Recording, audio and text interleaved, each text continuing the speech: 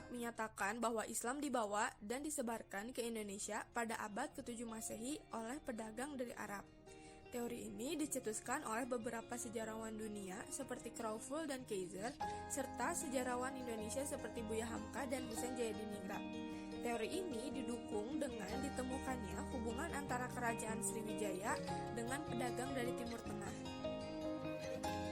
Teori India adalah teori yang menjelaskan bahwa Islam datang ke Indonesia dari Gujarat, India pada abad ke-13 Masehi. Teori ini dicetuskan oleh Snell Purgronje pada tahun 1883 Masehi. Analisa teori Islam berasal dari India didapat dari peran India sebagai jalur perdagangan yang menghubungkan Arab dan Indonesia. Teori Persia dicetuskan oleh Husein Jayadiningrat. Berdasarkan teorinya, umat Islam dari Persia masuk ke Indonesia di Sumatera pada abad ke-13 Masehi. Teori ini berfokus kepada budaya hidup dalam masyarakat Islam Indonesia yang memiliki kesamaan dengan masyarakat Persia. Contohnya, adanya peringatan 10 Muharram sebagai hari Asyura yang dikenal sebagai hari peringatan orang Syiah atas terbunuhnya Husain bin Ali bin Abi Thalib. Yang kedua adalah teori Cina. Menurut teori Cina, Islam masuk ke Indonesia dibawa oleh pedagang Muslim dari Cina melalui jalur perdagangan pada abad ke-7 hingga 8 Masehi. Salah satu bukti sejarah yang mendukung teori ini adalah Raden Tata yang berperan dalam penyiaran agama Islam merupakan keturunan Cina bernama Jingun. Yang selanjutnya adalah teori Turki. Teori ini diajukan oleh Martin van Brunesan dan menurutnya orang Indonesia juga menerima ajaran Islam dari orang-orang Kurdi dari Turki. Salah satu contoh bukti sejarah yang mendukung teori ini adalah kitab-kitab karangan ulama Kurdi yang menjadi sumber-sumber yang berpengaruh luas di Indonesia. Selanjutnya adalah strategi Islamisasi di Indonesia. Yang pertama adalah perdagangan. Terjadi sekitar abad ke-7 Masehi hingga 16 Masehi. Para pedagang dari Arab, Persia, India, dan Cina berinteraksi dengan masyarakat di Asia dan menyebarkan agama Islam. Yang kedua adalah kesenian. Islamisasi melalui seni budaya seperti seni bangunan, seni pahat, seni tari, seni musik, dan seni sastra. Yang ketiga yaitu melalui pendidikan. Islamisasi melalui jalur pendidikan dilakukan dengan adanya pesantren atau pondok dan dilaksanakan oleh para guru agama kiai. Setelah menjalani pendidikan, mereka akan kembali ke daerah atau pergi ke suatu wilayah untuk menyebarkan agama Islam. Yang keempat adalah politik. Politik merupakan metode penyebaran Islam dengan metode kekuasaan. Seorang penguasa dapat mempengaruhi para penguasa lain untuk menganut agama Islam sehingga Islam akan mengalami perkembangan yang cepat. Yang kelima adalah pernikahan. Pernikahan dapat menjadi tanda perkembangan untuk membentuk komunitas Muslim. Secara ekonomi, pedagang Muslim saat itu berada di posisi yang lebih baik daripada masyarakat lokal sehingga para gadis terhormat banyak yang ingin menjadi pasangan dari pedagang Islam tersebut. Yang terakhir adalah tasawuf. Tasawuf dilakukan dengan menyebarkan ajaran Islam yang telah disesuaikan dengan pola pikiran masyarakat lokal, sehingga ajaran Islam dan kepercayaan masyarakat lokal tidak saling berbenturan. Masuknya ajaran agama Islam di Nusantara tidak luput dari tokoh-tokoh yang ikut andil dalam menyebarkan agama Islam dengan berbagai cara. Salah satunya adalah kerajaan. Berikut kerajaan-kerajaan Islam yang menjadi sarana dalam menyebarkan agama Islam di Nusantara. Yang pertama ada penyebaran Islam di Sumatera. Pada awal abad ke-16 dikatakan bahwa di pesisir Selat Malaka dan pesisir barat Sumatera terdapat banyak sekali kerajaan-kerajaan Islam baik yang besar maupun yang kecil.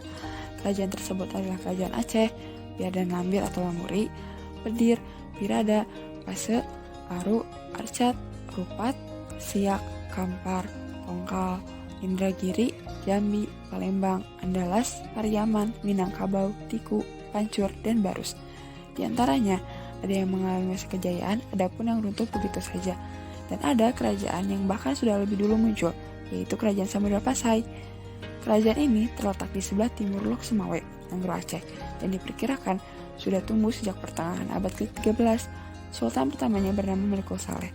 Letak kerajaan yang strategis dengan pusat pelayaran serta jalur perdagangan internasional membuat kerajaan ini berkembang secara pesat. Selanjutnya ada penyebaran Islam di Jawa. Kehadiran Islam di tanah air, yaitu pesisir utara Pulau Jawa, dapat dibuktikan berdasarkan data arkeologis dan sumber-sumber lainnya. Adapun beberapa kerajaan atau kesultanan di Pulau Jawa, yaitu yang pertama, Kesultanan Demak, menjadi kerajaan Islam pertama di Indonesia setelah runtuhnya ibu kota kerajaan Majapahit pada abad ke-15 yang dipimpin oleh Raden Fatah. Yang kedua ada Kesultanan Pajang, diawali oleh perebutan kekuasaan di kalangan keluarga Sultan Trenggono atau Raja ketiga Kesultanan Demak yang dipimpin oleh Pajang Adiwijaya atau yang dikenal sebagai Joko Tingkir.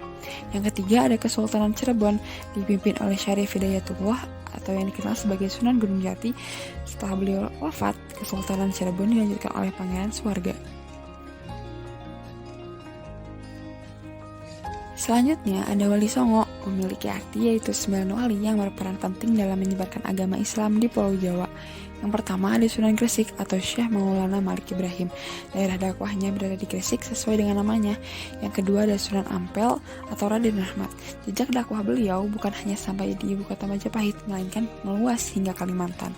Yang ketiga ada Sunan Bonang atau Maulana Mahdum Ibrahim yang dikenal mengajarkan Islam melalui wayang, tembang, dan sastra sufistik.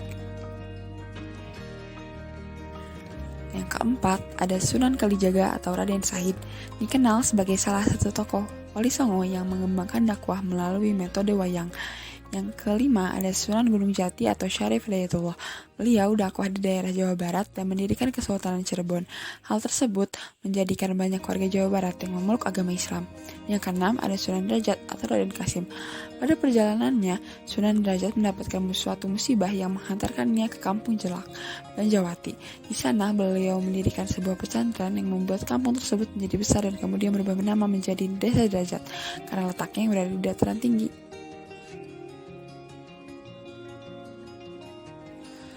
Yang ketujuh ada Sunan Giri atau Raden Paku, memiliki nama lain yaitu Maulana Ainul Yakin, memiliki peranan penting dalam penyebaran dakwah Islam dengan memanfaatkan kekuasaan dan jalur perdagangan. Yang kedelapan ada Sunan Kudus atau Jafar Shadiq, dikenal tegas dalam menyebarkan syariat Islam. Daerah dakwah beliau yaitu daerah Kudus dan sekitarnya.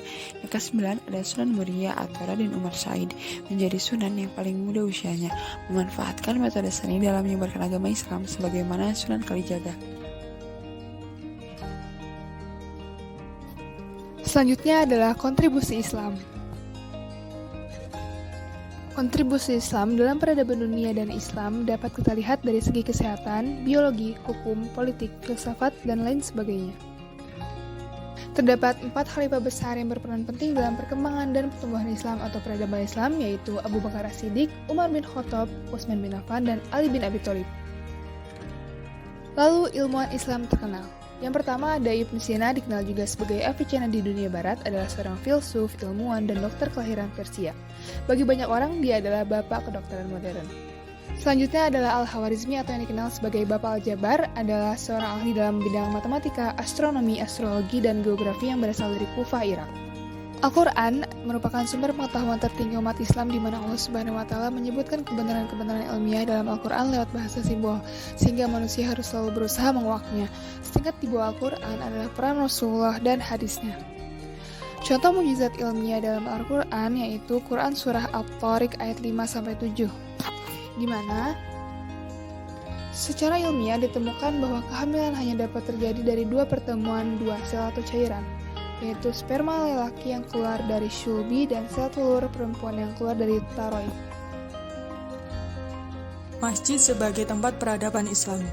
Masjid merupakan tempat suci yang kedudukannya tidak asing lagi bagi umat Islam. Selain sebagai pusat ibadah umat Islam, masjid merupakan lambang kebesaran syiar dakwah Islam, sekaligus juga sebagai barometer dari suasana dan keadaan masyarakat muslim di sekitarnya. Maka, pembangunan masjid bermakna pembangunan peradaban Islam, dan keruntuhan masjid bermakna keruntuhan Islam. Memahami kedudukan masjid secara komprehensif berarti juga memahami sebagai sebuah instrumen sosial masyarakat Islam yang tidak dapat dipisahkan dari masyarakat Islam itu sendiri. Keberadaan masjid sebagai tempat ibadah memiliki fungsi sentral dan salah satu perwujudan aspirasi umat Islam.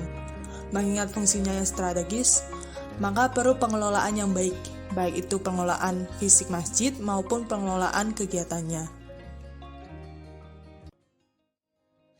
Pada zaman Rasulullah Shallallahu Alaihi Wasallam, masjid dijadikan pusat kegiatan umat. Masjid tidak hanya sebagai tempat ibadah, tetapi sebagai tempat kegiatan pemerintah yang mencangkup ideologi, politik, ekonomi, sosial, peradilan, dan kemiliteran dibahas dan dipecahkan sampai tuntas di masjid. Ketika itu, masjid berfungsi sebagai pusat pengembangan kebudayaan Islam, terutama saat gedung-gedung khusus untuk itu belum didirikan. Masjid juga difungsikan sebagai pusat edukasi, dalam artian